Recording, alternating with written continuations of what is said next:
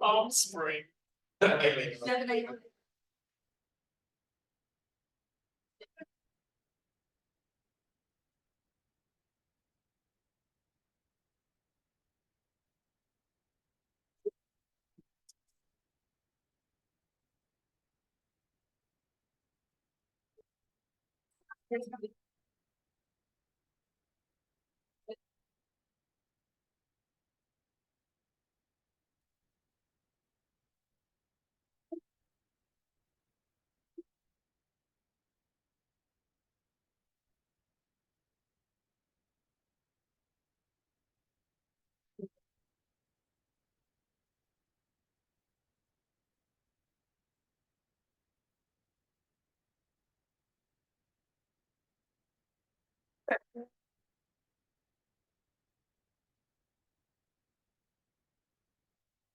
So now I need.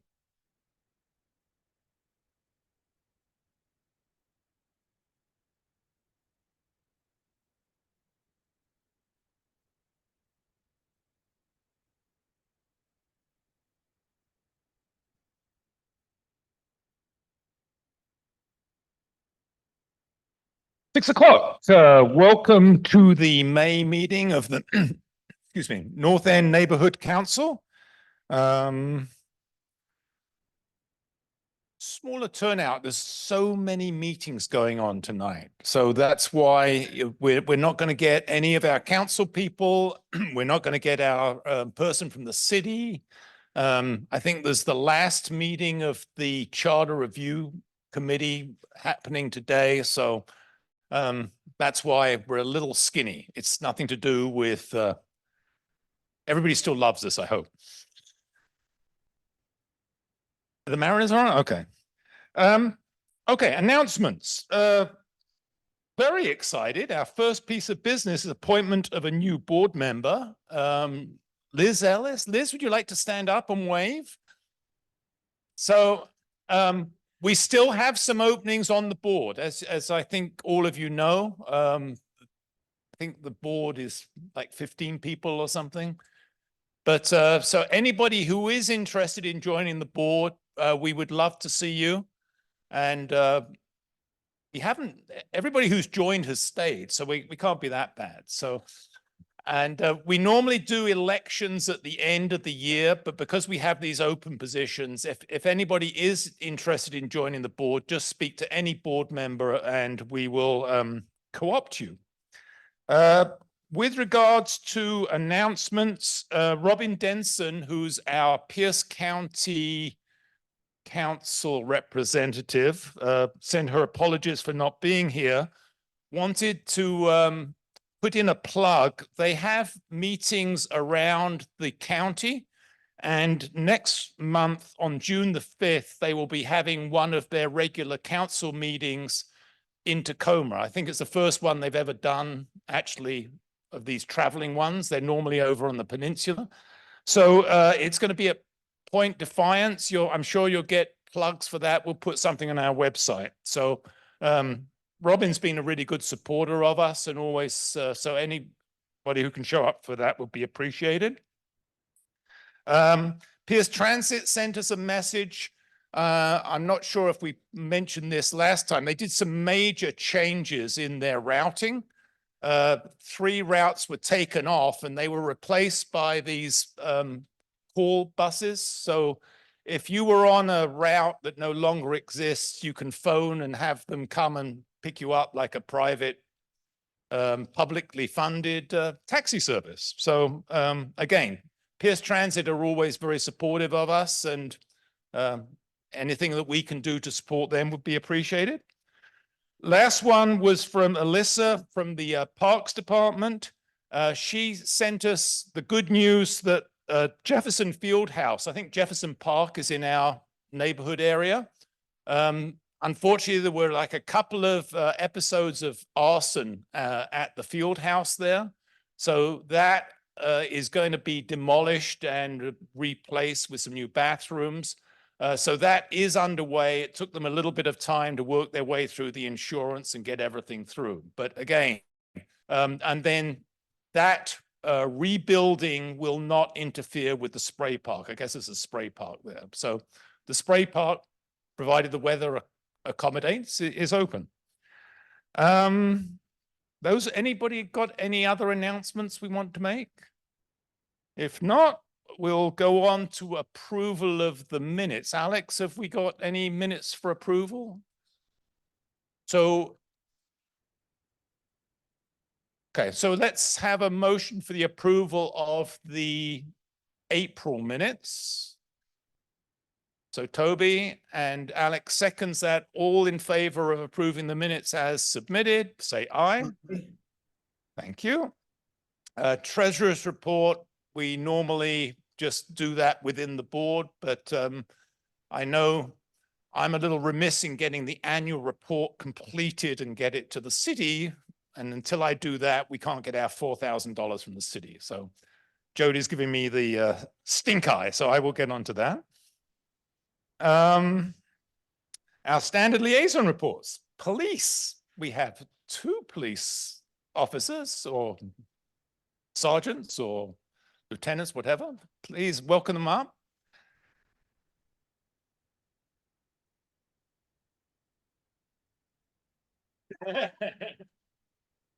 So, yeah. Oh, do I have to look in the camera? Okay. Okay. Hello, everyone. I just wanted to show up because I'm the new sector commander here, started in January. So I've been trying to hit all the meetings. Richard Kim, I've been on the department 22 years. So this is the first time I've been in community policing. Prior to that, I was in narcotics for 3 years and then did patrol for 19 years. So this is a new arena for me. So bear with me if as I learn this job. I've been learning from this guy. Apparently knows the ropes. But yeah, I work out of the MLK office. So if you guys want to stop by and have any questions, let me know, and happy to connect with you. Hello. Couple things I just wanted to bring up. First, the department and the city put out a press release regarding the crime plan update for the city, down approximately 18% overall. I'm not sure, did Kristen get a chance to send you the actual documentation from any of that stuff? Okay, I will get that sent to you. That way you can send it out, Peter. A couple things to note from that is this department's starting to do a lot of emphasis, will continue to do a lot of emphasis with the street racing. That does continue. And as it starts to get warmer here, it's likely we're going to start to see some of that pick up a little bit. So they have our regional emphasis through multi-jurisdictional work on Fridays and Saturday nights and other nights if necessary based on intel. So we are keeping that up. We've had several large drug arrests that have taken place also regionally. I think it's 110,000 fentanyl pills confiscated recently, along with several large illegal marijuana grows and some other things that will also be listed on that update there. Had a couple questions regarding a homicide we had over in the Stadium District. Just so everybody's aware, an arrest was made even that night regarding that. So not something that, it's concerning, not something that people need to remain concerned on that particular person, if you will. So, excuse me. And then lastly, just kind of wanted to put out, it's going to be 80 degrees coming up here this weekend, and maybe it'll actually stay that way too. We'll see. But a couple things we start to really see, and we don't really think about when we make this quick changes in the heat, is dogs in vehicles, right? People tend to leave them in there, not thinking about how hot it gets in there, generally much hotter than it is outside. And our kids are out a lot more, right? So some things to keep in mind, making sure our kids know their full names, they know their parent and how to get a hold of their parent, right, when they're out and about, especially when we go down to, crowded areas. It could be the mall, it could be Ruston Way, or wherever we're going. And, it just takes that second and we lose an eye on them. And then we're just looking around for them. They're going to go up, teach them, making sure we're teaching them who to contact, who not to talk to, and then how to get a hold of their parents that way. And then rules of the road as well. They're out there on their bikes, things like that, out on the streets. It's a good idea to give them that information so that they understand, one, how cars are generally going to be driving and react, and so that they're kind of following suit to avoid children and stuff hit by cars, and using the proper safety equipment. So other than that, we've been fairly quiet this last month, but I'm happy to take any questions if anybody has some. So questions for our police representatives, but I understand the chief's got some open house coffee morning or something coming up.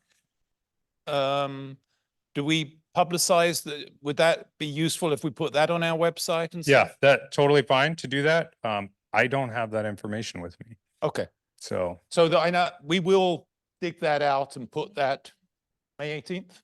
I think it was a South End one this time. So that's probably why that's probably why I'm not looped in on that one. So, And then the information that you're sharing with us, we'll post that as well. Any other questions?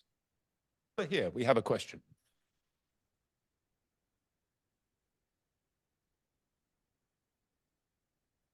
What I think is a simple question, and maybe it's been asked before, is what is the solution to the street racing? Is there any way of having like a sanctioned area to like, hey, you want to do this, you want to drag and spin out, come here? Is there kind of like a skate park for street racing? Or is it just kind of cut it out whenever you find it? well, I mean, we do have different racetracks, around the region here that people can get involved in for sure. But as far as on public roadways, especially when there's immediate access for any residents or anybody else, pedestrians to be around, no, we don't have a public sanctioned event or area like that. So our position as far as what we're doing to address it is, there's a lot of social media trends that are followed to identify locations and problem folks that are involved with that, and trying to address them as they kind of pop up. Thank you very much. We do really appreciate your participation with us, and thank you for coming. And if you get us the information, we'll get it posted. Yeah, I'll send that to you here shortly.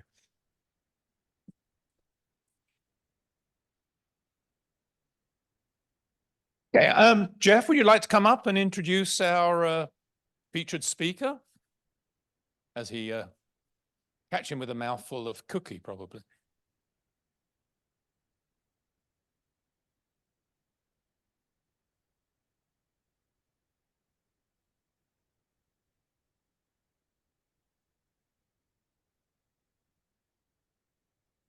Thank you, Peter. I'd like to announce that May is Historic Preservation Month. And this month there'll be several events going on organized by the City Historic Preservation Office and Historic Tacoma and other organizations that focus on Tacoma history and preservation of buildings. In the handout you have on the chair there, on the back of the front page, there's a list of activities that'll be going on this month, walking tours and other kinds of lectures. I want to thank Peter for making time in the agenda this month to spotlight historic preservation. My name is Jeff Corso. I live in the North Slope Historic District, and I've been there for about 22 years. I served on the board of the North Slope Historic District for about 18, and I joined the North End Neighborhood Council about 6 months ago. So I'm still pretty new and just want to introduce myself. I want to introduce Michael Sullivan. He's been a cornerstone of of the history of Tacoma and historic preservation for, I don't know, at least 30 plus years, probably a little bit more than that. And I suspect he needs a little introduction.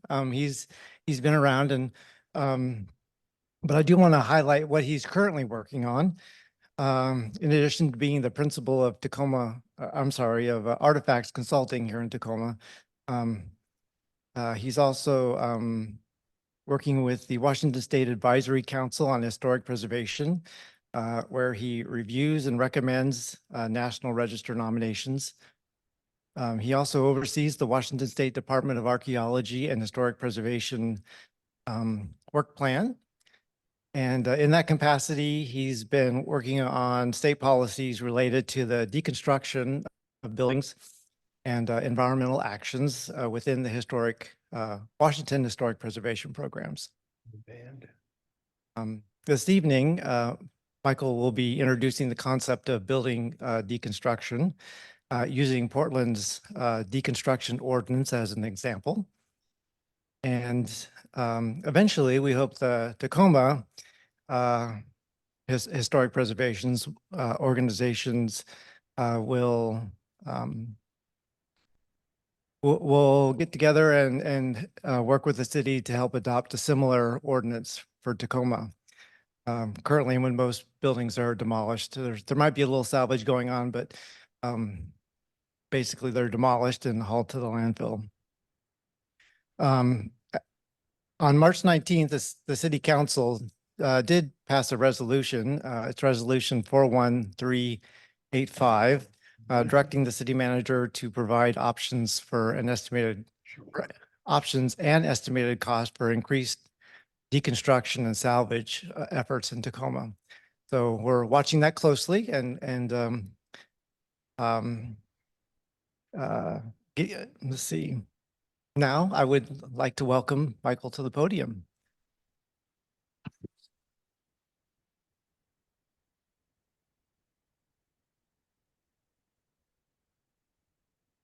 Thank you.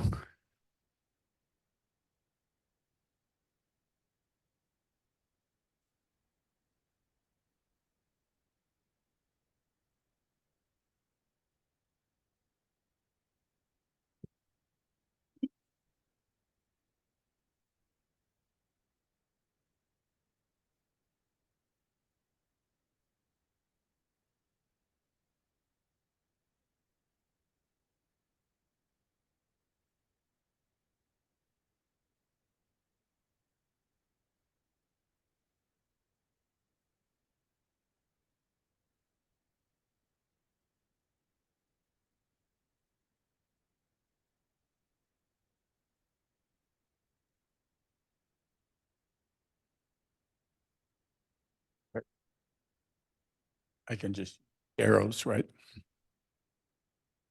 Hi, everybody. So a word of warning, if you are a hardcore preservationist like me, or you find yourself just a little bit squeamish when you go to when you renew your driver's license and they ask you on the back whether you're into an organ transplant, if those things make you kind of just a little bit squeamish, bear with me, because the start of this is a little hard to take from a preservation standpoint. But Jeff's right. We, thanks to City Councilwoman Christina Walker, Tacoma is beginning to look at a deconstruction program. And, you know, it's not entirely coincidental. To some degree, I'm sure it's not been noticed by some of you, the new home in Tacoma plan, this missing middle, new zoning, all that stuff. This is maybe political, but it does assume replacement rather than add on, and it assumes a lot of new construction and a lot of loss of existing buildings, especially in residential neighborhoods. So one of the mitigating aspects of that is, for those of us in the preservation community, is to look at if we are going to lose a 100-year-old building,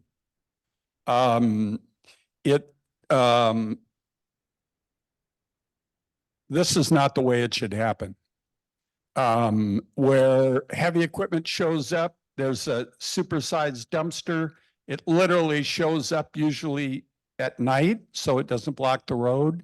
The equipment shows up, the building's gone before noon, It's loaded in the dumpster, and by the end of the workday, it's off to the landfill. I mean, this was our office for years, and that's what happened to us. It was nominated for national or for local protection.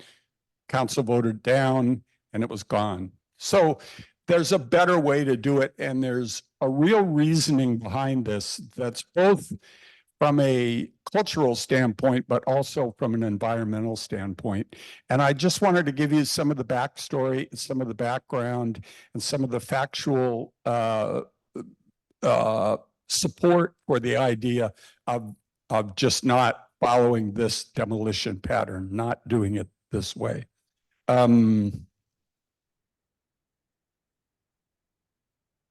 Get forward here. You know, something that isn't in home in Tacoma, and obvious, and I'm a historian. For 25 years, I taught Northwest history at UW-T. So I can't tell a story without going back, talking about history a little bit. One of the things we don't always recognize is that Tacoma has largely not changed its city limits since the 1920s. By the mid-1920s, Tacoma was pretty well done. 3/4 of our city limits are saltwater shoreline, and by the mid-20s, we were enclosed by Birdcrest and Milton and Lakewood, and we were pretty well done in terms of growth.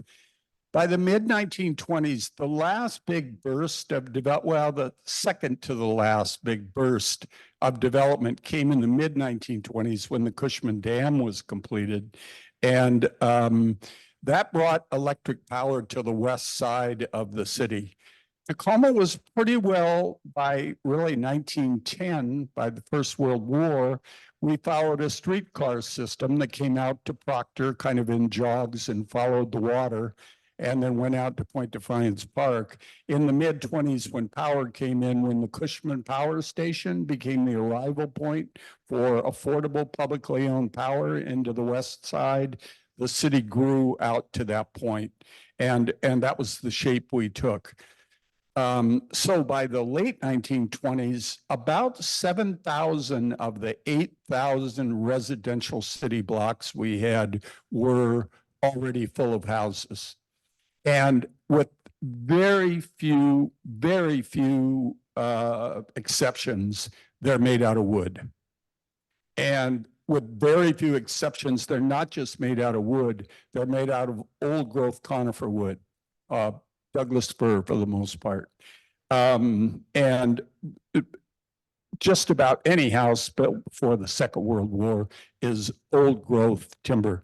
I brought just a couple of examples. I'll just pass these around because it will inform what I'm going to tell you about. This small piece right here is a modern 2x4 that you buy, and it's not 2x4. It's substantially smaller than 2x4. It's kiln dried conifer wood. Oftentimes it's southern pine. Even at Lowe's here in Tacoma, you're buying southern wood and sometimes Canadian wood. Very fast growing, usually 30 to 40 years old, and consequently not particularly dense.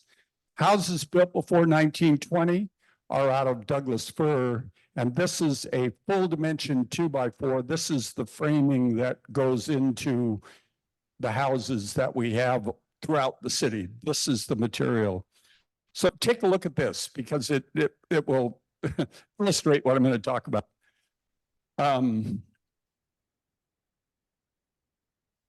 This little map down here in the corner is from 1920, and it shows the developed blocks within the city. Starting in the early 1920s, the automobile comes along.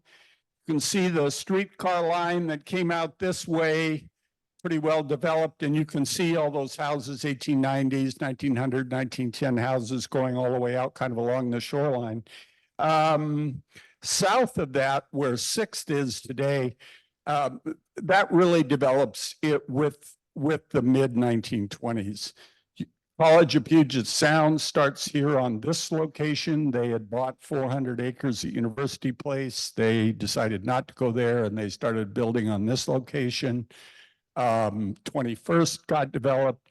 The power lines came in on 21st. They went all the way over to the far west side. And at the end of 6th in 1925, the ferry started.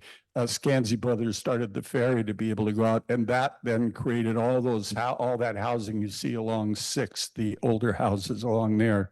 The big difference when you get kind of south of the Proctor neighborhood, you get down in this neighborhood, is the telltale thing about neighborhoods is you start to have front-facing garages and curb cuts. In the streetcar line neighborhoods, you have sidewalks that run the whole block. And you have low streetlights, the 8 and 10-foot streetlights that were kind of center set off the street because they were there to light the way for pedestrians as well as carriages and streetcars. When the 6th and 21st became the main corridors for automobiles going out to the west, the streetlights went up higher and they went on the roadways, and public power started just putting streetlights up for automobiles. So neighborhoods are different. You don't have long sidewalks with tree canopies when you get further west. And when you get way west, they're low split levels, post-war housing, no sidewalks at all. But when you walk around the neighborhood, you'll see a lot of streets. You'll be walking along on a sidewalk. All of a sudden, there won't be a sidewalk in the next block. And remember that you've got curb cuts and driveways coming in. So it's just not, the automobile is beginning to alter the way neighborhoods look. Those driveways and those automobiles are also retardant for street trees. And that's one of the factors, if you look around, that's one of the things that's kind of held off in some of our neighborhoods. You get out by Wilson High School, you see that, there's the street trees just aren't there as much. You just don't have as many. So anyway, all this because even when those neighborhoods were developing, houses were still handmade largely out of Douglas fir in full dimensional lumber. And it's an extraordinary material. Let's see if we can go. Oh, I guess I made that map a little bigger to look at. Go past this. So here's the way we built houses. Think about wooden buildings, the way we build buildings, handmade buildings out of wood. An average 1,500 square foot wood frame house built in 1924, 1925 weighs somewhere, the house part of it weighs somewhere between 60 and 80 tons. Is the weight. About 80% of that weight, not counting tile and kitchen tile, that kind of stuff, most of it is old growth Douglas fir. Douglas fir is, you can't buy it anymore. You can't buy 200-year-old Douglas fir, but basically it's a carbon material, and you all know from grade school how it works. Trees take carbon dioxide out of the air. They hold on to the carbon molecule and build the tree with it, and they release oxygen that we breathe. So trees are these amazing machines that produce air for us to breathe, and they take carbon out of the air. They take it out of the atmosphere, and they sequester it. They convert it into mass, into biomass. And so you take a 200 or a 300-year-old, that's a typical life cycle for a Douglas fir. Take a 250-year-old tree that grows 250 years, growing, creating biomass of that amount, sequestering all that carbon, tons of carbon. And then when you take that tree down, if you reuse that material, You can put it into a house and you can get another 100 years out of it. And if you're smart, you can get another 100 years or maybe another 150 years out of it. So now you've doubled the life of that sequestered carbon that's not released in the atmosphere by holding on to it in the buildings that you've got. And that's the nut of deconstruction here, is the idea of not stopping that period of sequestration by sending wood to a landfill where it decomposes or organically decomposes and releases pure carbon into the air and aggravates global warming and climate change and all those concerns that we have long term. So think about that. We are a wooden city with right within our grasp the opportunity to double the functionality and the lifespan of our forests, of old growth forests, by just not disposing and cutting off the lifespan after 100 years of a house being here.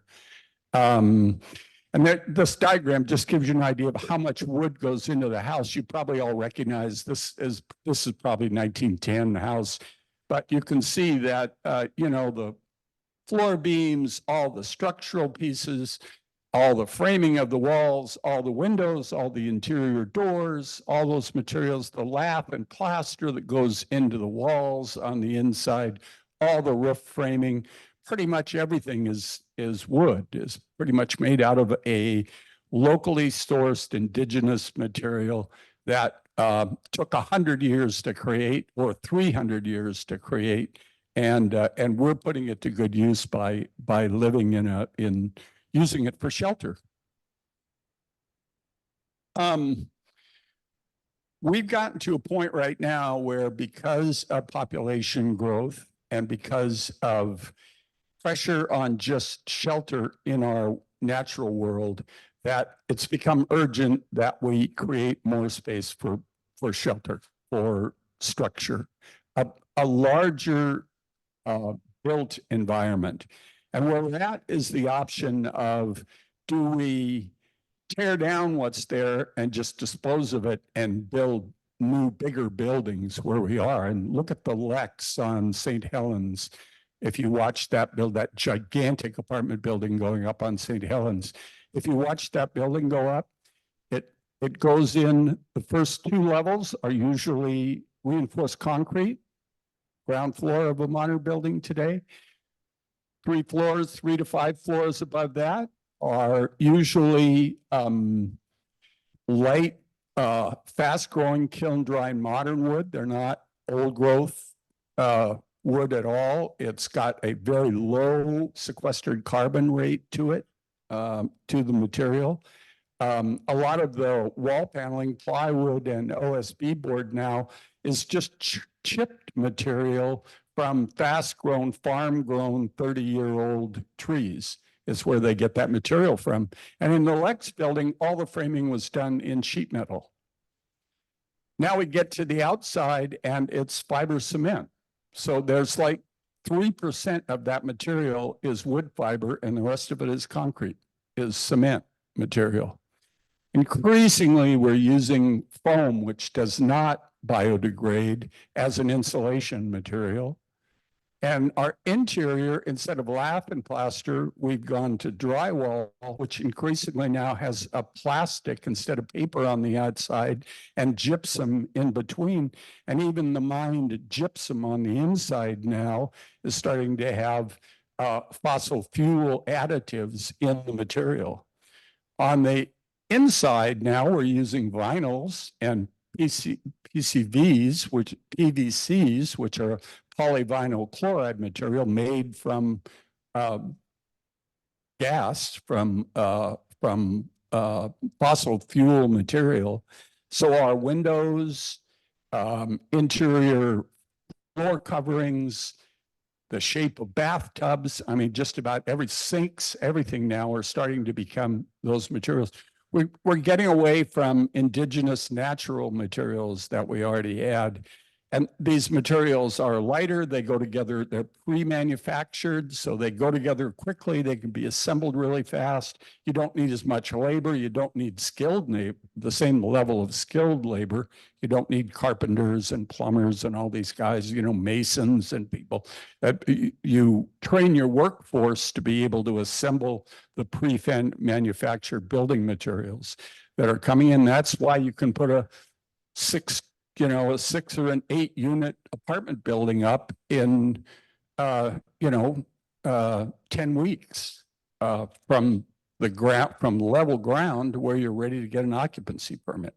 So, and I don't want to go to war with the building material people and, and argue about the efficiency of the buildings and all that stuff. What I want to do is make sure that we don't, with the buildings that we've already got that are reusable and that are adaptable and can be added on to, that we don't just throw those away. And when we do have to lose one, the material that's there be reused so that we can expand and build on the materials on the historic buildings or the older buildings, the old method buildings that we're trying to hold on to. So if you're going to build an ADU or a DDU or convert a garage into a living unit, whatever it may be able to have compatible materials that match the rest of the building and the construction method is something we need to be able to do. We are an elder city. We're not a suburban city. We're not an edge city. We're an elder city that's been in place for over 100 years. Vast majority of the city is already handmade and already in place. It's durable, it's reusable. It was built to last. And just because of a changing demand for density, we shouldn't be clear cutting that forest of buildings a second time, basically. If we have a supply of materials from the ones that we are going to lose, it gives us the option to be able to build with integrity the buildings that we already have and be able to build. And I got just an editorial here. With Home in Tacoma, as we're moving ahead quickly with the plans for the new, really major changes in the city. And I don't want to argue with the need for more density. I just think we need to do it smartly and do it in a way that is consistent with the city that we already have built, that we don't just dispose of it. So I wanted to talk just briefly, as Jeff said, about what they're doing in Portland and Austin and St. Paul, Minnesota, and other cities. They're realizing that the supply of old growth material, of highly important environmental materials that we can't get anymore, that we don't just landfill what is available to us, that we figure out a way to salvage and reuse that material. So Portland has developed a program. If you own a building, they started out with a building over, it started out over 50 years old. You've got to deconstruct that building now. You probably all know that all of us as property owners, subsidize the landfill. So when you go to dispose of stuff at the landfill, you don't pay the $150 a ton it takes to dispose of that. You get a kind of a free pass because you're a resident here. And of course, when you demolish a house, you get your demolition contractor will use that privilege that you have. In Portland, they've stopped that now. The idea of subsidizing landfill disposal for quality old materials, they don't do that anymore. They've set up a deconstruction program and they have a program for licensing deconstruction contractors. So there's a specialized trade. And in Europe, this is a standard whole industry. In the arts and crafts world in Europe, there are whole companies and co-ops that just do building deconstruction. And then they remarket the materials. So they've started to do that in other cities here in the United States. And the idea is that it does, instead of going in and getting rid of a building before noon on the demolition day, it does take 2 or 3 weeks to take a building apart and to sort the various materials and to denail the wood that's reusable. So what happens there is that it creates green jobs, and it creates a unique opportunity to be able to train people that are going to be in the construction industry in the future. There's no better way to learn how to build a building than to take one apart first. It's like what they do with master clockmakers. You take clocks apart before you learn to make a clock. And that's kind of the strategy. In Portland, the city actually recognized that the big problem was the bulk material that you've got is an expense. It's a cost, and that the market isn't quite there yet to be able to sell a full dimension 10-foot long 2x4 for what it should pay for. You should have to spend more for a full dimension ancient Douglas fir 2x4 than you do for an 8-foot stud at Lowe's. But right now, that market isn't established yet. In Portland, they set up warehouses that the city operates, so they don't have rent added on to the cost to be able to do it. The deconstruction contractors get a share of the sale of the material, but they also are paid by the person commissioning the deconstruction. So they have 2 sources of income. And then they use money from the sale of the material to pay the salaries for the staff that are basically retail staff that are their contractors.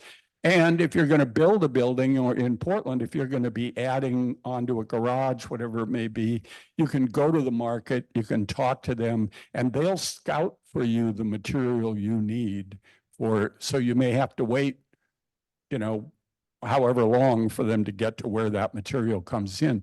But the wait is not exceeding the time for the building permit review right now in Portland.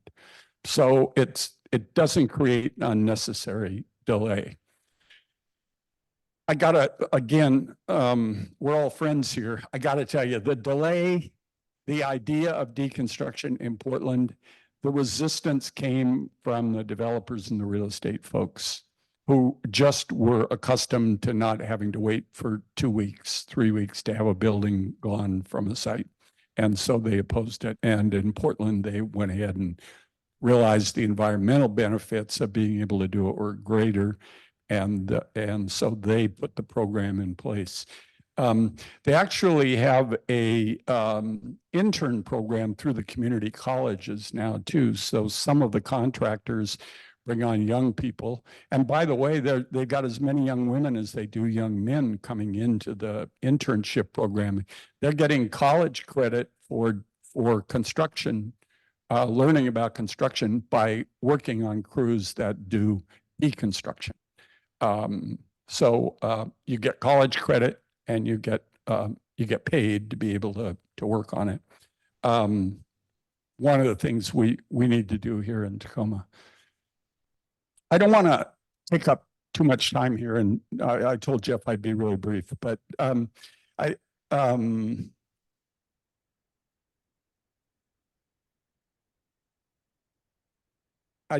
did want to just take a moment to talk about the irony of a city that was once a forest ourselves, how this material is so local, so available, so part of our culture, so part of our physical world, and so unique to the environment we live in right now.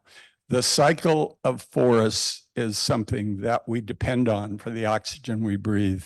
And for a city to basically do what every other city does, whether it's in Florida or Omaha, Nebraska, or whatever, is just do building construction material disposal through landfills, is just, I mean, they can do it. Maybe they don't have any other options. For us, we have other options to be able to do it. We should be building with wood as material. Colleagues and friends and students of mine who are on the environmental side look at the idea of wood and having wood, the idea of extending the life of forests instead of growing tree farms and growing trees as rapidly as you can in 30 years. If we can develop a sophisticated, more discerning market for building materials, we could also get to a point where we could extend the growth time for trees in the forest and create more diverse forests ourselves. If we sort of expected to be able to get dense Douglas fir, 150-year-old fir, we can do that in our part of the world. Right now, I know it seems like anything we do that cuts down trees is wrong and it's just contrary to good environmental ethics. Truth is, over the last 75 years, the net growth of trees, the size of trees, the amount of biomass, the amount of oxygen created by forests has actually been growing, because when we use wood, it sequesters the wood. That carbon sequestration process goes into our cities. It goes into where we live. And so you have the carbon sequestered in the city itself, in the bones of the city. And then you have the carbon that's developing in the forests all around us. So in an ecological way, we live in a forest. We're still in that sequestered wood. We're still in that machine, that system that takes carbon out of the air and puts oxygen back in its place. We can do that as a city. We're a city who was once part of a forest. We were living where there was once a forest. Now we're living in buildings made out of that forest, but in a sense, in a carbon sense, in an environmental responsibility sense, we're still living in that forest, if you get my metaphor.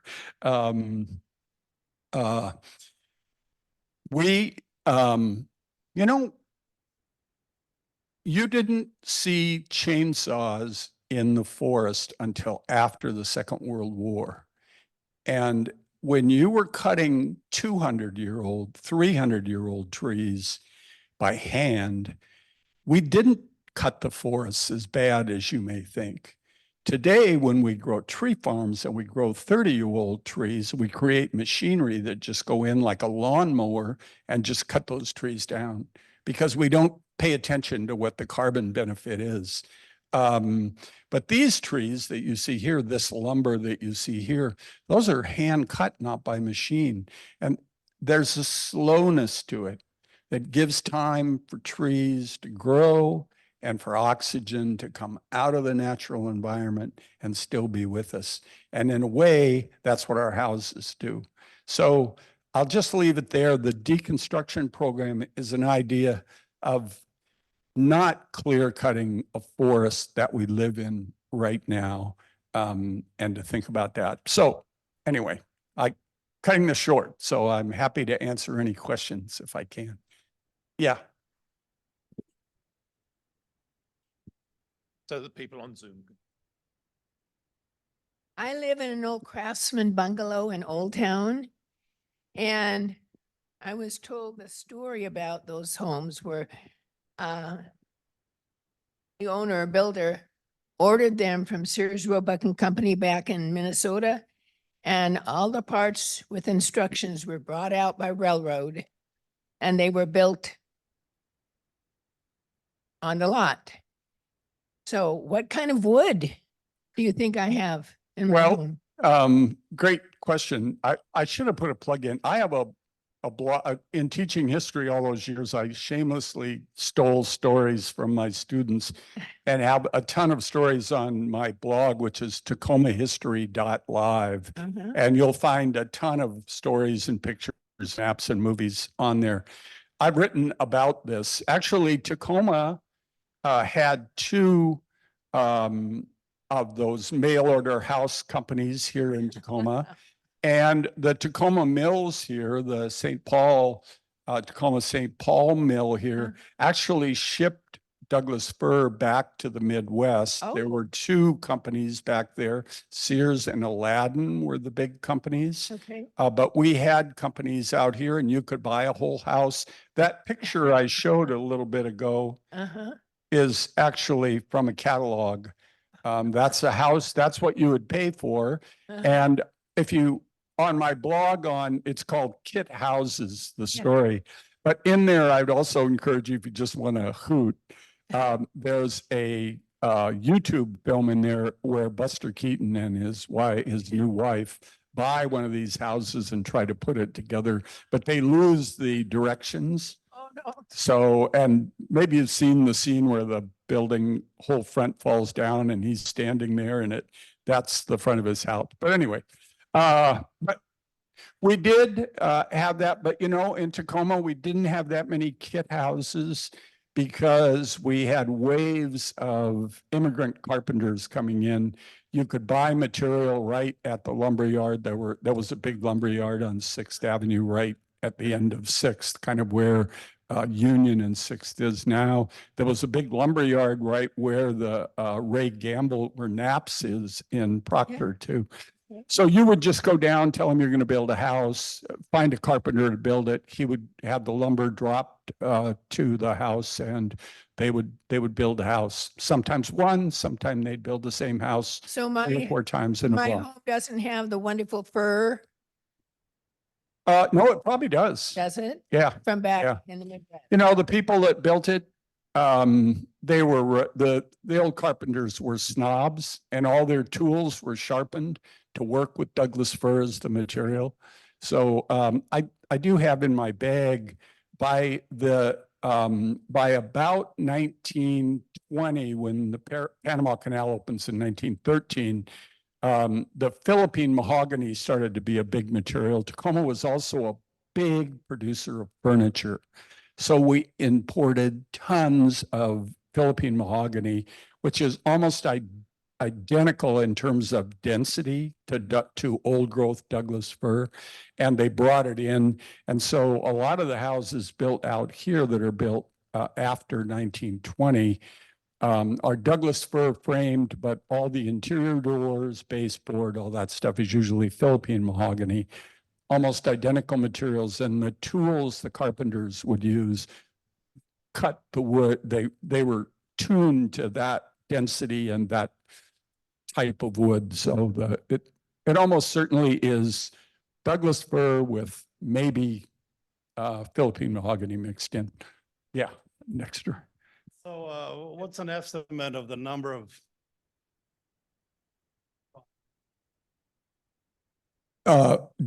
in Tacoma?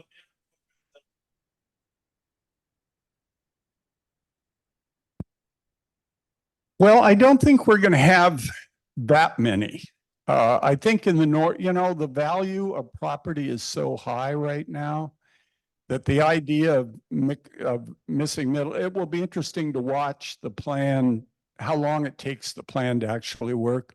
But almost anywhere in the north end, you buy 2 city lot, 2 buildings to be able to put in a 6 or an 8-plex. I know on Anderson, just off 6th, there's a new 8-plex that just went in on 2 residential blocks. Well, they had to spend over $1 million to buy those 2 houses that they tore down. And so now you turn around and the cost of construction, although it's lightweight and speedy, fast, kind of 5/2, kind of, I think of it as prefab, kind of inexpensive construction. But even there, if you think about that much put out, being able to then be able to, out of those 8 units, to be able to have those apartments be affordable. I just don't think that kind of pressure is going to happen in the north end. I was saying to Jeff, I think that the missing middle and the multifamily housing incentives are going to probably have a bigger effect on the nice bungalows that were built in the south end, on the east side of the freeway. I think maybe the central district, you might see some of that, but our values are so high in the north end. And I've worked on a lot of development and conversion of buildings. And here's an interesting thing. Tacoma in 1 year after, year in, year out, we typically grow about 1%. There's only been one time where Tacoma actually had incredible growth spurt, and it was in 1942, right after Pearl Harbor. And the workforce that was needed for the harbor, the population of Tacoma grew between 1940 and 1950 by over 30%. But because it happened so fast, the way the city absorbed that much growth was they adapted the big old houses. The Rust Mansion was converted into apartments, boarding houses. Drive through the North Slope neighborhood and look at how many older houses from the 1890s have 2 and 3 mailboxes in front.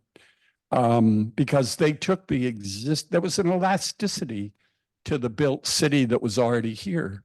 And they could add, in the same way that we added garages in the 40s, we added extra space for roomers to be able to live in the houses. So the only time Tacoma's ever had growth that fast, other than in the 1880s when the railroad arrived here, was in the 1940s. And we absorbed almost all of that population with the existing built environment we already had with the big old houses that were, and houses were built for 3 generations, and you'd usually have the big rich houses, you'd have 3 generations. You might have 2 or 3 staff, a maid and a butler or somebody living in the house. Now you move forward and it's single family with a mom and dad and a kid or something, and the house is just huge. Well, that house is very adaptable to being able to convert to multifamily. And that's what happened with the Second World War. Those big houses just converted into boarding houses. And we could do that again. I mean, it's a shame to tear a big handmade house made out of old growth and replace it with a plastic fiber cement. Anyway, you know where I'm going. So here's just real quick, and then I'll pass it over. So I have actually a book that is a catalog of all these houses. It's actually just copies of a book that I got. I just stumbled upon this in California, and I'll share that with you. I'll make it into a PDF and get it to you. Maybe you have it or have seen it or something, or maybe it's something of interest, but it has the Tacoma and the Portlandia and all these other things from Southern Pine, GP, Georgia Pacific and stuff. My question on the Portland code, so is that something that we could like suck up and then implement if we could get the city council to do that? Or is this something that like, hey, the way things go, maybe in 10 years? Well, I think Christina Walker and I think her colleagues, the motion to explore doing this was passed unanimously by the council. I think the council recognizes as they move ahead with the missing middle zone changing, and they're going to try to change the master plan for the city.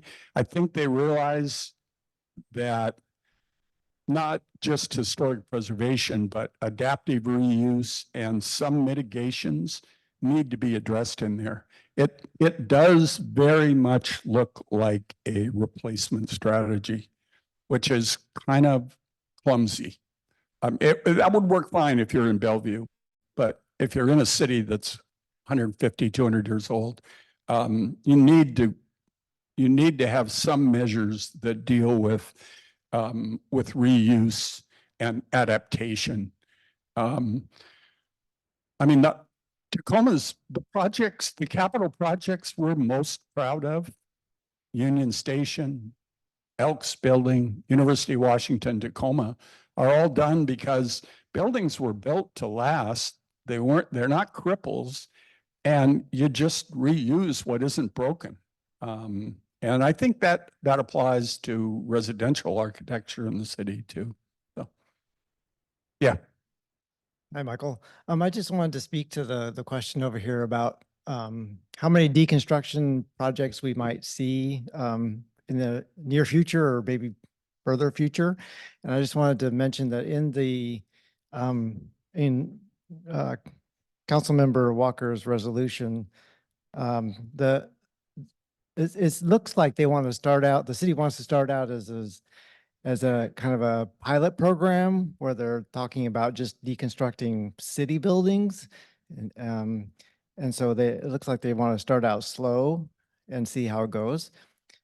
So it's kind of hard to tell how many buildings might be constructed. Yeah, the near future. so Jeff, if you just really broad numbers, there's roughly 8,000 residential blocks in the city.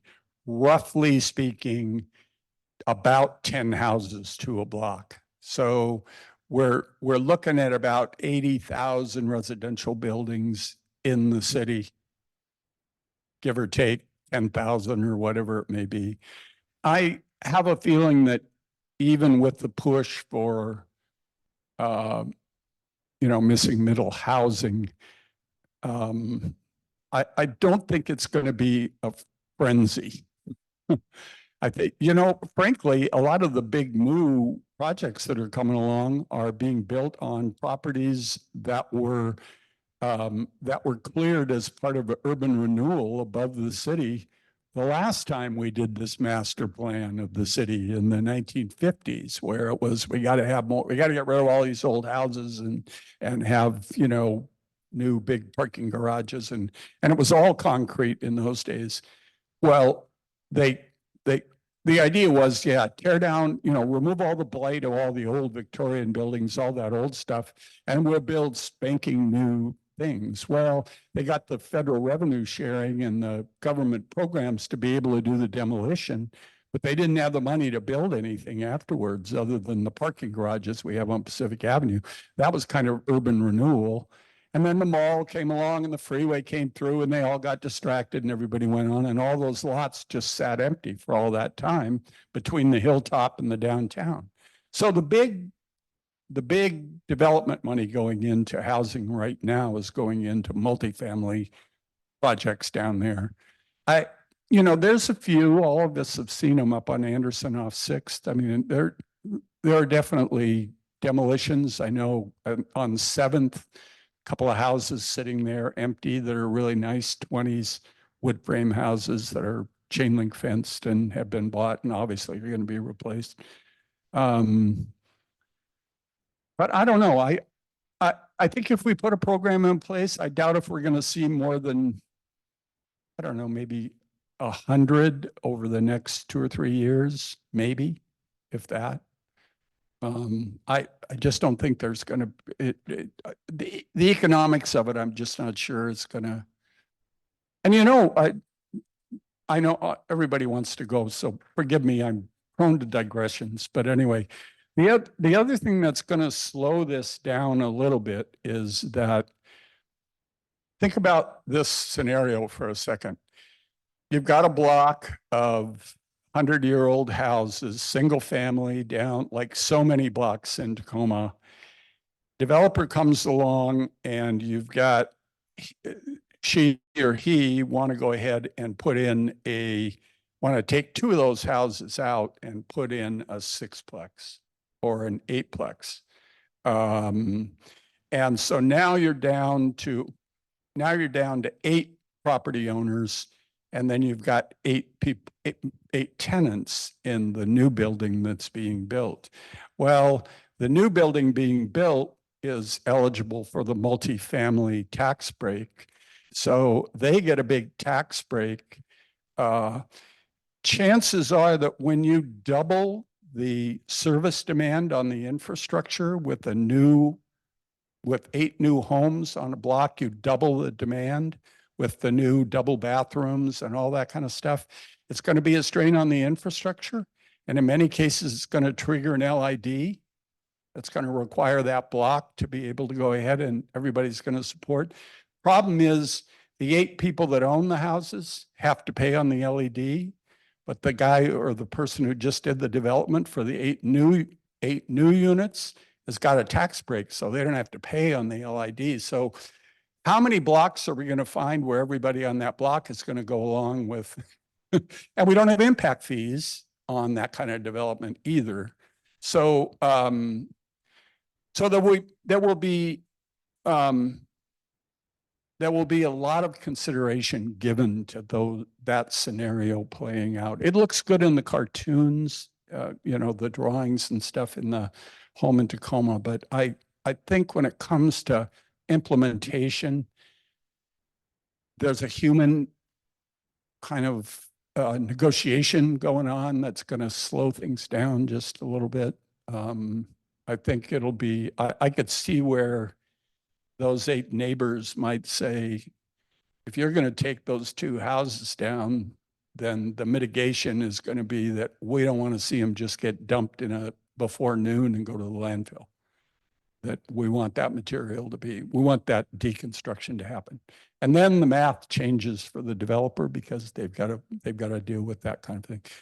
To me, as a preservationist and just somebody who just doesn't want to see waste happen, that's healthy. That the block by block we go through that kind of give and take along the way. But I think it's gonna create a pace that maybe isn't, you know, what the real estate market wants. So. How viable is it to turn office buildings into housing?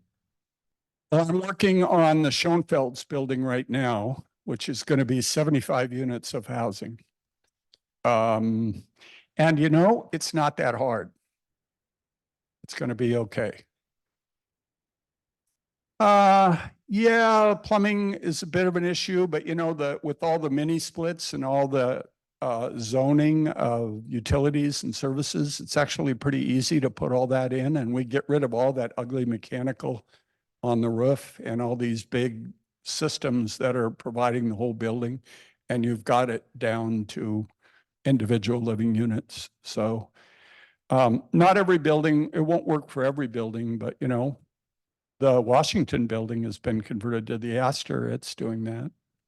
I worked on the Perkins building, and it's, you know, that was an early conversion and it worked fine. So you know, our buildings are built well here, and so they're good, you know, for adapting. Yeah.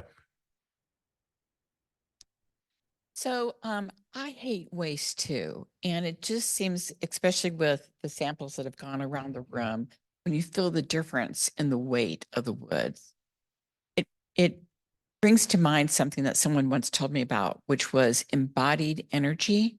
Yep. And the fact that, and with global warming and so on and so forth, that here we have perfectly fine, strong buildings that can continue to be things, to be reused.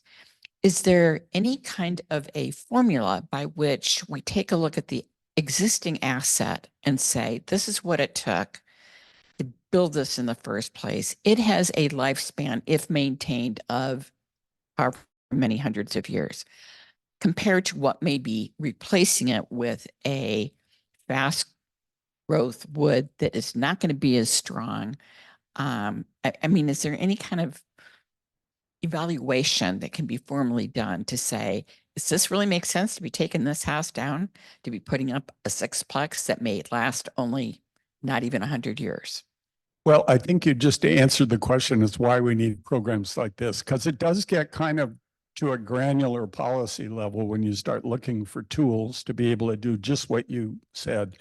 The city has a good historic preservation program. We're admired for the program here and what we've done at the commercial scale. It's just, I must say I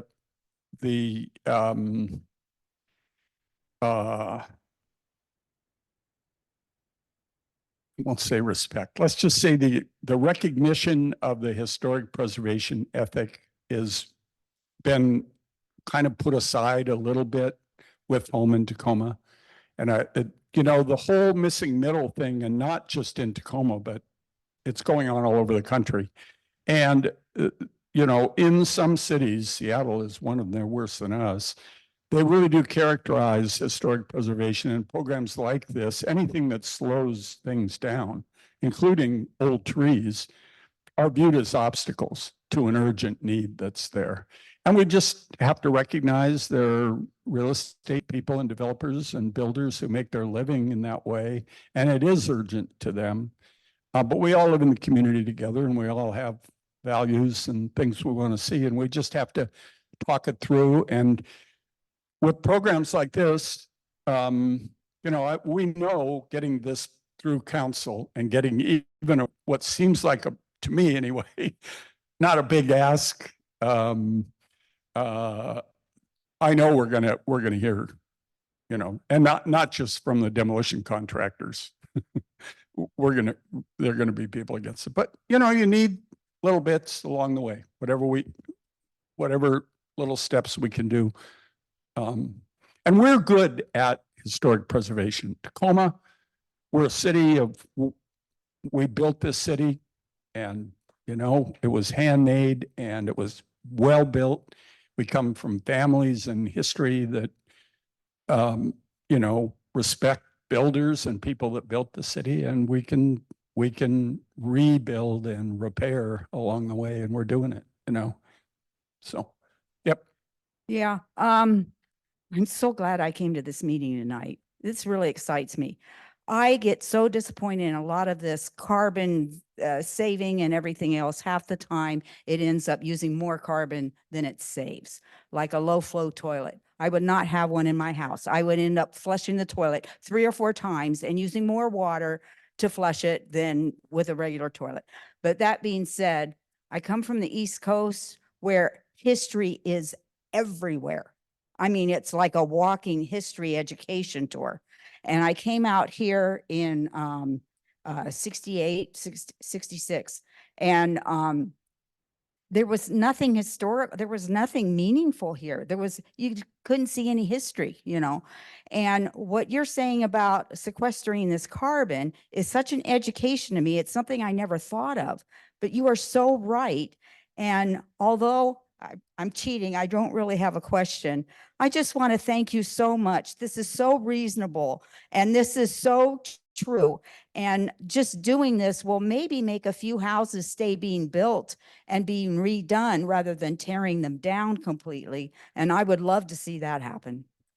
You know, my friends on the East Coast, whenever I get that, you know, there's no history out West. After I suppress my rage, I'm quick to remind them that a few Puyallup people have been living here for at least 8,000 years and maybe as much as 10,000 years. They built substantial works of architecture. They weren't living in tents. They were building residential shelter out of wood.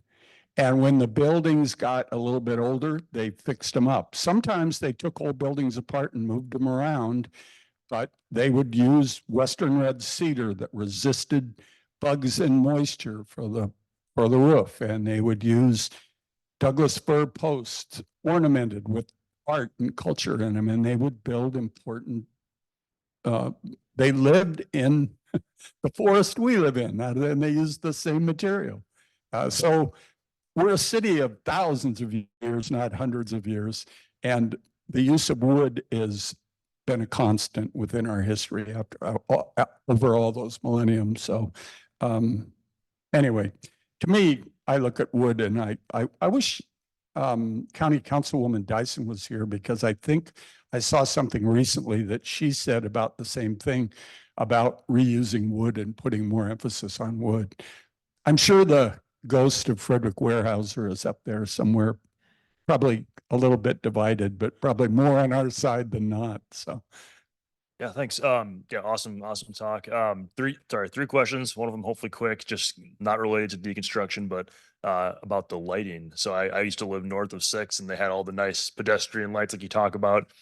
Now I live north of 21st, and we have those same lights, but they only have them on the corners. So one on each corner instead of having them all the way. Was that for when, again, that transition with the automobiles? We don't have like other lights. I was just curious if the developer cheaped out when they platted the neighborhood, or because there's power running between all, but there's only one on each corner instead of, you know, I was just curious if there was any weird history behind that. The streets that were streetcar that predate the automobile today, when you go around Tacoma, and it's not like a sharp line, because the old streetcar came out, let's see, it came out 21st, and then it jogged up Cedar, and then it came out 26th, and then it jogged up Proctor, and it kind of made its way out to Point Defiance. The neighborhoods the houses in the streets that were streetcar days, which is like before 1930, say, those neighborhoods tend to have multiple streetlights. They tend to have no curb cuts because there's no front-facing garages. Usually the garage is on the alley behind. And if it's a car garage, rather than just a conversion of a wagon shelter in the back, and a lot of our alleys still have old wagon houses on the alley. But when cars came along, those blocks tended to do the garage in the back. So the house has good manners, faces the street, sidewalk goes out to the general sidewalk with no driveways. And they would have street lights that would go down multiple, not just on the corners. Later on, when the automobile comes along, they tended to go to the corners with the streetlights, unless there was a corner store. Sometimes there'd be like you've seen this around town in the old streetcar days. You'd get to a corner and that would be a streetcar stop, and the front of the building would come right up to the sidewalk on the corner. And then there wouldn't usually be a streetlight because the shop or the little milk stand where you'd buy your milk or your newspaper at the end of the day, they'd have their own lighting and everything, so it wouldn't be there at the streetcar light. But you're probably, if you're over on the other side of 21st, you're probably getting close to the old streetcar line, and then you'd have more streetlights. A lot of the streetlights in Tacoma, if you're lucky enough to have the older streetlights, they're the 10-foot streetlights. The city did a program probably 30 or 40 years ago where they put in taller streetlights that have a concrete fluted shaft on them. And those are more like 15 feet or 12-foot high streetlights. Those are modern, and those are all right up on the curb, and they're on the corners, and they're on the road arterials. Interesting. Oh, thank you. That's great. yeah. Then deconstruction, first question, I guess, how close or what's the delta, between where it would actually make sense from a market standpoint to do some of this? That was my first question. Obviously, we're not there yet if they're still mandating it.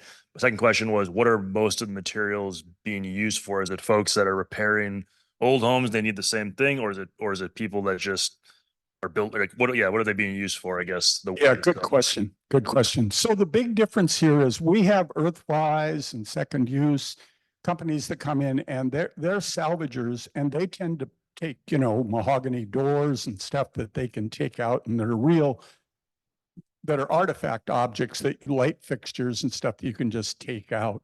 And that's going on right now. So we've already got that. What deconstruction is getting down to the structural framing material, which is, right now, it's a bit of an experiment. In Portland, they've got Rejuvenation, they've got some big companies that went ahead and started reselling lumber.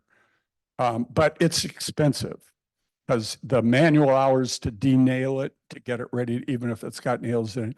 And then where's the market for full dimensional 2x4 old growth Douglas firs? An ability to appreciate how rare that material is and to begin to build a market. So we'll need to subsidize the program here. They'll need to be, and how long it's going to take. If, in a nice kind of way, I'm hoping the idea can draft into the home in Tacoma and I kind of adopt that schedule and be part of the home in Tacoma schedule, and we'll get it that way. So, yeah.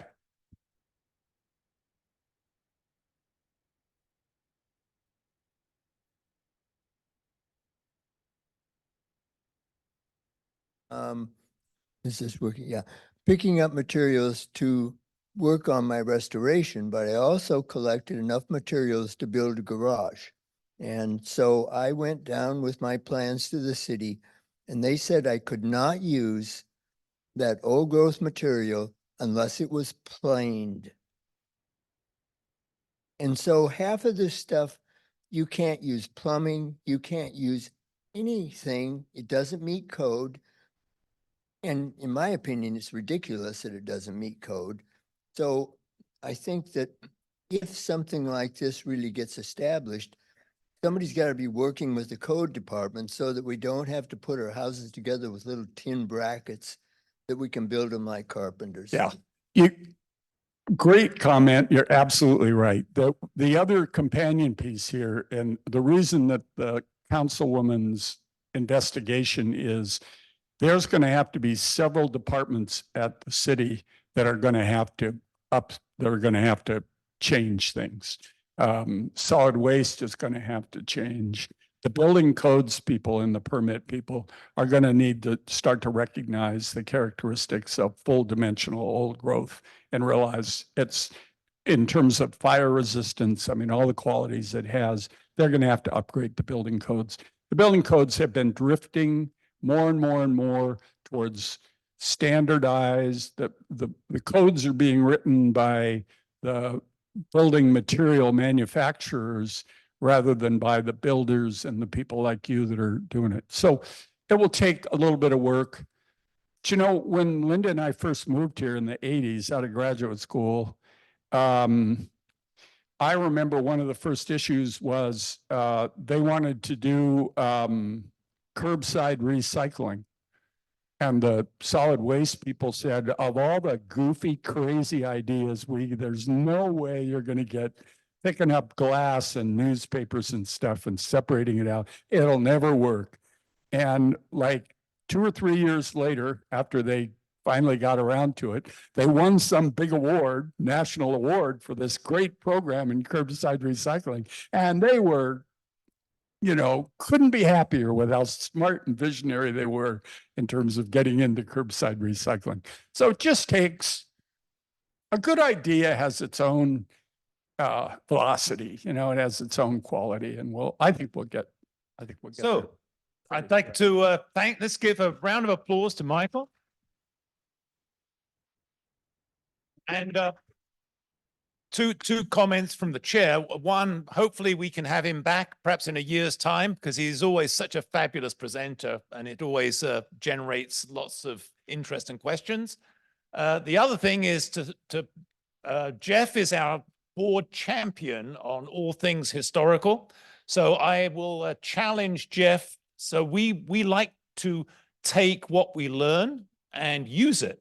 So I think this warrants some sort of letter from the North End Neighborhood Council to whoever, how we can assist this. If it's just a letter to the council people, I will reach out to Robin Denson and say that her name came up. She'll love that. But when we can help and advocate for things like this that make so much sense, please use us as a resource. So thank you very much. We actually have two presenters tonight. So I'd like to have Liesl come up. I'm not sure if I pronounced that correct. And she's going to introduce herself and explain why she's here and why she wants to speak to us. So Liesl. Thank you. Yes. So I should come, even though I'm really short. Thank you.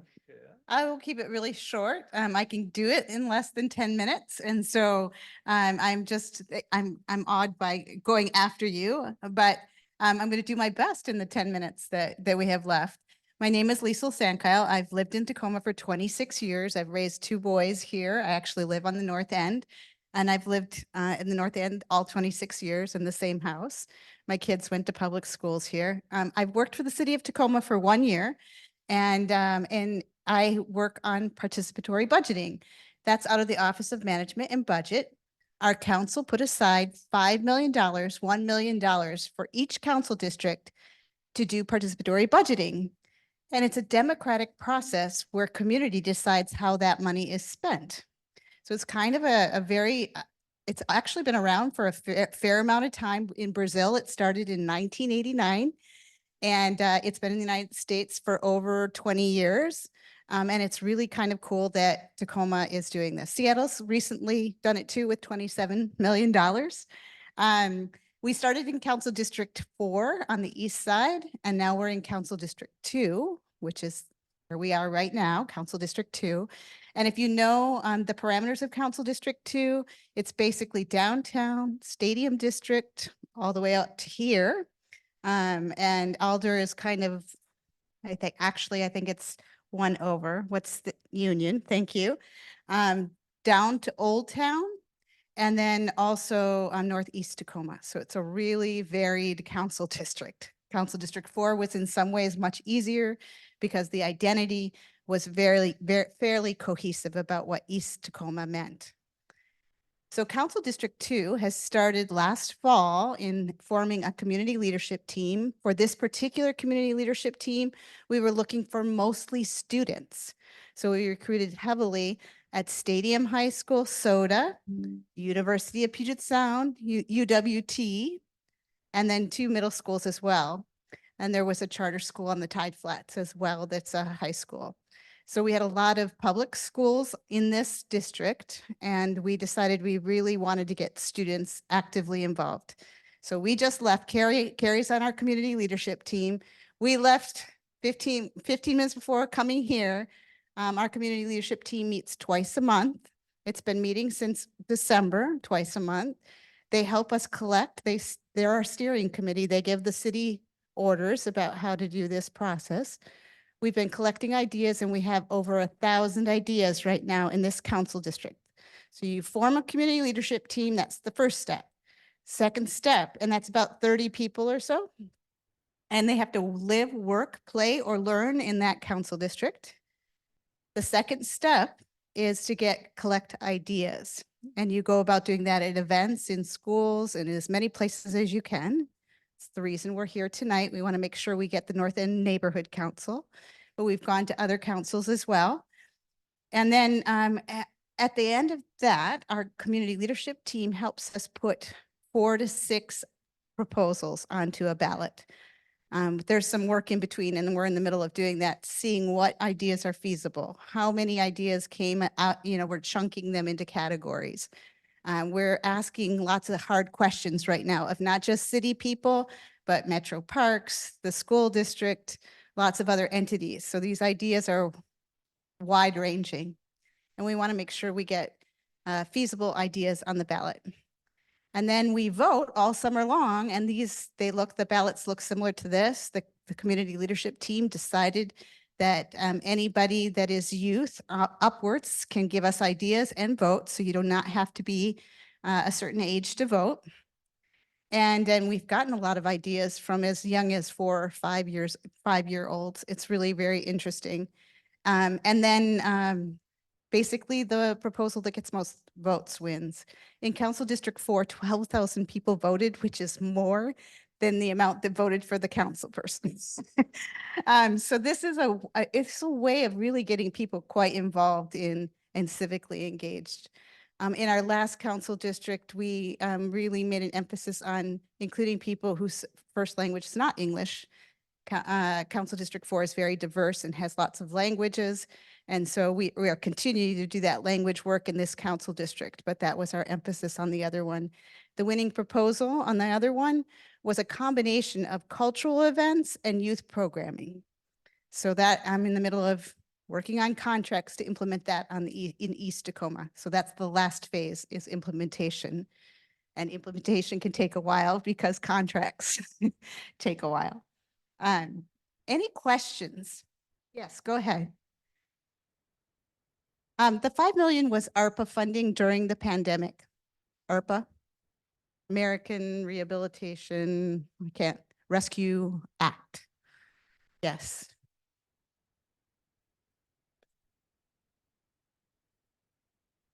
Yeah, that's a great, we've got so many. So many of them are around homelessness or unhoused, affordable housing, shelter. Many of them are around beautification and green spaces and parks. Much of it is around reuse of buildings for shelter. So I heard a little bit of that here tonight. Carrie, can you think of other big themes that are arising?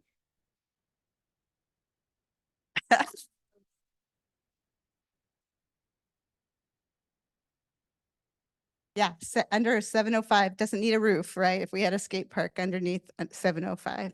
And yes, some This was not an event we went to. We have social pinpoint. So that means you can take a QR code, like on the back of yours, and you can vote on your phone. Some really strong advocacy group for skate parks did some good advocacy, and 74 votes came in for skate park. So yep, that's our number one. Can you think of others?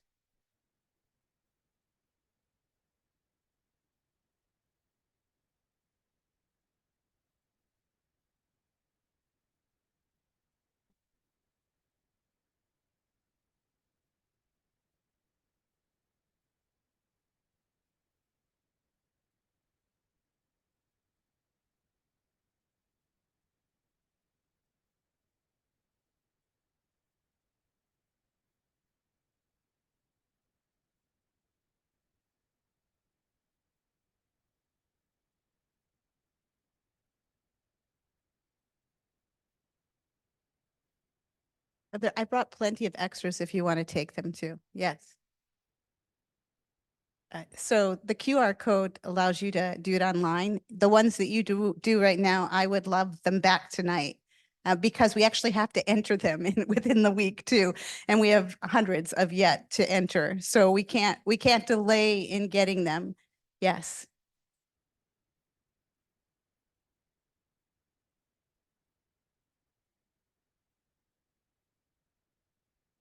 Sometimes, yes. So for example, with the youth programming and the cultural events, my community leadership, they combined the two of them. And I said, that's going to water down how much you can spend on both of it, but that's what you want, then yes, we can do that. And so they make some of those critical decisions. And then I asked also that some of that funding could be used for capacity building around the cultural events. And so they allowed that as well. So it's 400,000 for youth programming, 400,000 for cultural events. There's different lengths of time involved in both of those. And then there's some capacity building that goes along with the other work. So yes, it can be divided up, but it does water it down quite a bit. $1 million sounds like so much, and it really goes fast. Mhm.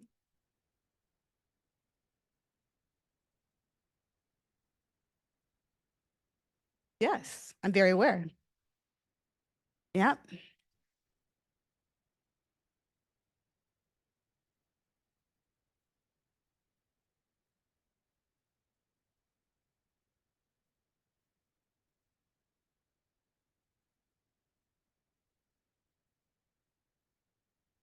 Yes. It could be applicable. So put that idea down. Oh, that's true. It's just a little bit out of Council District 2, and the monies do have to go to Council District 2. Thank you for pointing that out. It is actually, yeah, Council District 1 will be, so the order will be, right, we did 4, 2, then we're going to go to 3, and then 5. So that's 3 is central, 5, and 1 is last. So about 2 years. I don't know how that fits. It takes, so this whole process takes quite a long time because we're in the school. So we're getting over 1,000 ideas, and then the implementation. So it's about a year per council district. We thought about trying to shorten it and doing 2 council districts at a time, but we don't have full-time. I'm the only full-time staff working on it. I have 2 other part-time FTEs working on it as well. One's an analyst and does a lot of the analytical part of it. And another is our great Kenny, who's a facilitator extraordinary and does a lot of community engagement. So we thought about, like, could we split it up? But I think it's going to be tough to do that. Yeah, so the voting's done same sort of way. We have paper and we go around with a lot of paper at events and schools, et cetera. And then we also have QR codes, and people vote with QR codes. So we do it with posters. It will be a different one. Well, I'd love to come back when it's voting, but on our website, of course. And then we try to, if today you give me an idea and there's a place for your email here. When the voting comes out, you will get an email saying, here, come to this website or this pinpoint and tell us which of these ideas you like the best, which one you want to vote for. Yep, and it will start. So our goal is to get all of this feasibility stuff done in this month, which is pretty challenging, but we want to do it before school gets out so we can get the votes from students before school lets out. So the voting technically starts like the first or second week of June. I'd love to come back for a very short, again, doesn't take a long time to do this, but get you guys to vote too. I can. Oh, that's perfect. We can do that. Thank you. So thank you, Liesl. Thank you for having me. And we look forward to hearing what the candidates for the vote are.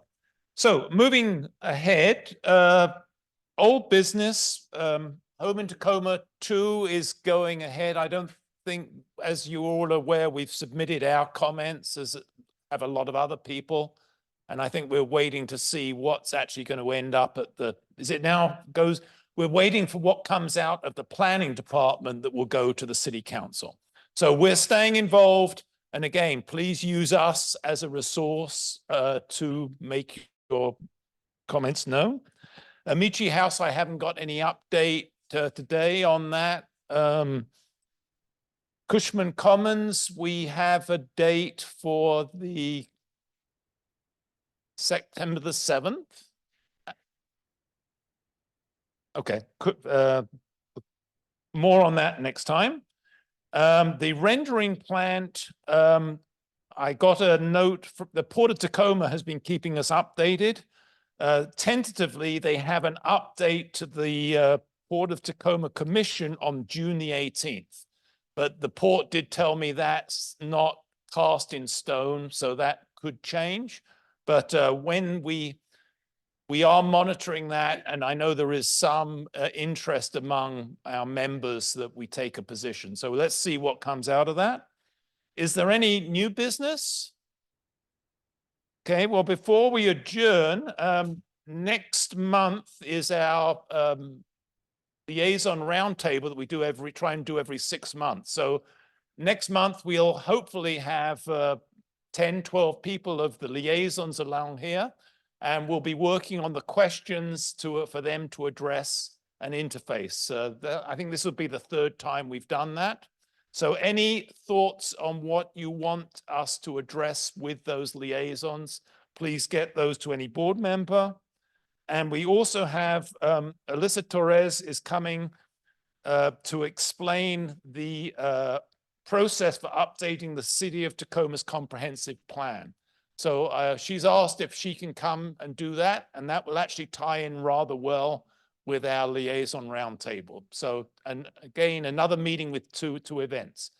If there's no other business, I'll adjourn and we'll see you all next month. Thank you very much.